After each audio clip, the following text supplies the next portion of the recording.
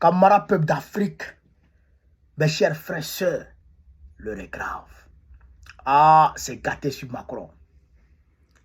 Frère, le vent de liberté qui souffle en Afrique de l'Ouest, avec la création de l'AES, a des répercussions directes aux Antilles. Frère, les territoires d'outre-mer de la France sont sur le point d'échapper à la France. Les mouvements indépendantistes de ces territoires-là se sont coalisés. Frère, l'Empire français est en plein déclin. Il y a l'un d'entre eux, parmi ces mouvements indépendantistes-là, il y a un de leurs leaders, du nom de Blow, un artiste, qui a fait une peinture. Macron s'est indigné face à cette peinture.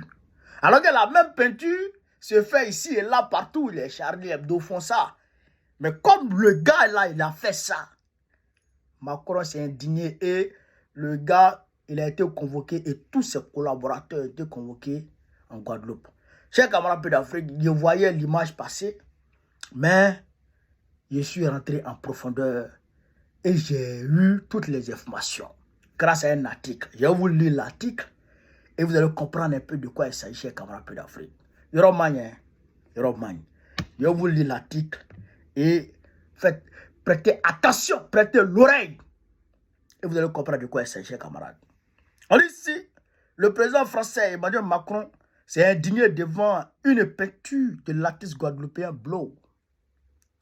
Dans son œuvre, Annulation, retenez, hein, l'artiste a représenté un habitant local drapé dans le drapeau des partisans de l'indépendance, brandissant la tête de Macron.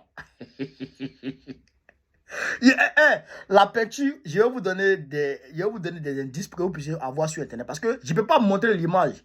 Sinon, les réseaux sociaux vont censurer. Les autorités françaises y ont vu non seulement une offense, mais aussi un acte de séparatisme. Un acte de séparatisme. À cause de peinture là, il dit c'est un acte de séparatisme. Écoutez ce qui est sûr. Ce qui a motivé le gars à faire cette peinture et puis à donner le nom annulation. La Guadeloupe est un territoire d'outre-mer, est un département d'outre-mer français. Mais ses habitants sont depuis longtemps mécontents du traitement de Paris.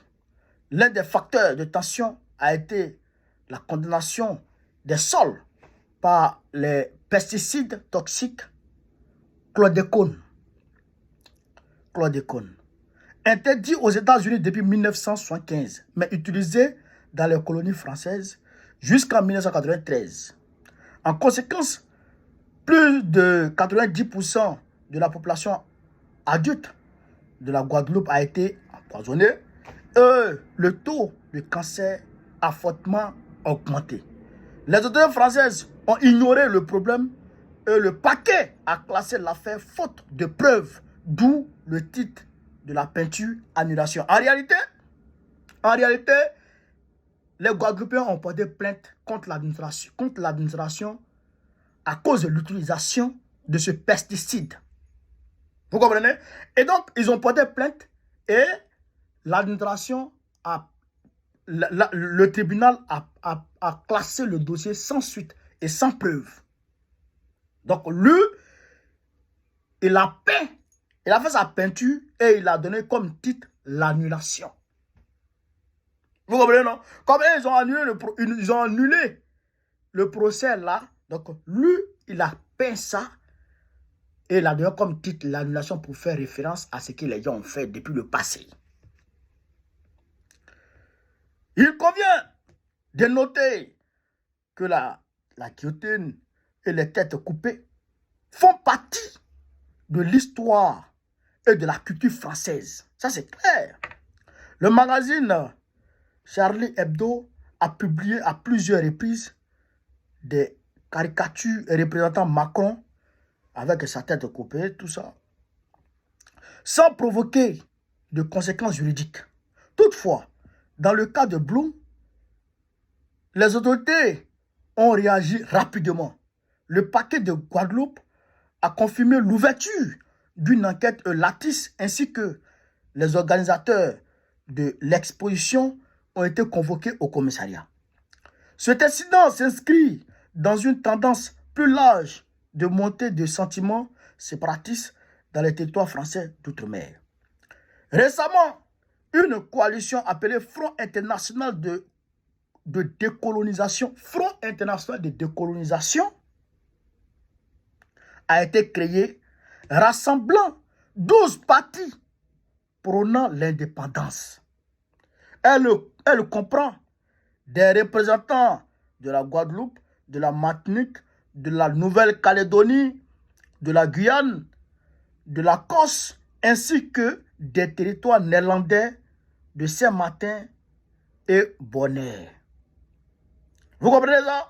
Les autorités françaises sont préoccupées par ces mouvements, en particulier dans un contexte international complexe. Oh, Yoromani. Cette affaire rappelle celle de Latisse Lecto qui avait peint à Avignon un graffiti représentant Macron grippé en Hitler. À l'époque, il avait été accusé d'antisémitisme et de dégradation des biens publics. Le sort de Blum reste incertain, mais l'attention médiatique lui a déjà apporté une certaine notoriété. Latisse a affirmé que son œuvre symbolise la lutte du peuple guadeloupéen pour la liberté. Alors que l'île est confrontée aux épidémies de grippe et de dengue, Macron ignore ces problèmes réels, mais cherche avec véhémence à punir un artiste dont la protestation pourrait devenir un mouvement, un nouveau symbole de résistance. Vous comprenez? Tout le monde a vu le visage de Mayotte après le départ, le passage du cyclone Chido. Comment les Maoris souffraient. Même l'eau, ils n'ont pas à boire. Et Diba bidonville comme ça. Pour dire que là-bas, là, on les maltraite. Eux là-bas, là, eux sont pas des. Eux là-bas, là, ils sont pas traités comme les Français d'ici. C'est la même chose là-bas, en Guadeloupe. Charlie Hebdo peut faire peinture, ça passe. Mais quand un artiste fait la même peinture là-bas, en Guadeloupe, ça devient problématique. On l'attaque en justice. Vous comprenez? Tout ça, c'est pour leur faire peur. Tout ça, c'est pour les intimider. Pour ne pas qu'ils aillent au bout de leur combat. Est-ce que vous comprenez un peu? Mais eux, ils savent. Ils savent. Donc, eux, là, ils sont déterminés. Ils sont déterminés à aller au bout. C'est pourquoi ils font une coalition de 12 partis. On a vu la Nouvelle-Calédonie. Comment ça a chauffé là-bas récemment. On a vu en Martinique. Comment ça a chauffé là-bas. Est-ce que vous comprenez? Donc, ça veut dire qu'aujourd'hui, les gens ne veulent plus rester sous colonisation. Ils ne veulent plus ça. Eux veulent l'indépendance. Moi, je pense que à l'état actuel des choses,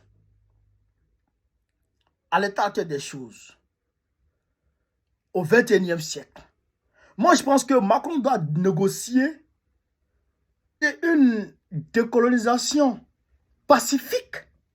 Vous comprenez? Une décolonisation pacifique basée sur le respect des uns et des autres, tout en gardant une relation privilégiée avec ces personnes-là. Puisque c'est inéluctable, ils auront leur indépendance. Tu veux pas, ils auront.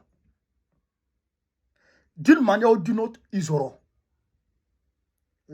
Donc, pour éviter qu'il y ait des palabres inutiles, il faut négocier maintenant. Comme cela se fait avec le général de Gaulle en Algérie. D'autres pensaient que l'Algérie n'allait jamais avoir son indépendance. Mais, De Gaulle avait vu. Après, quand il a vu que les Algériens sont en train de gagner la guerre, il a vu que ça, là, si on n'a pas négocié, c'est pas bon. Mais De Gaulle a été combattu.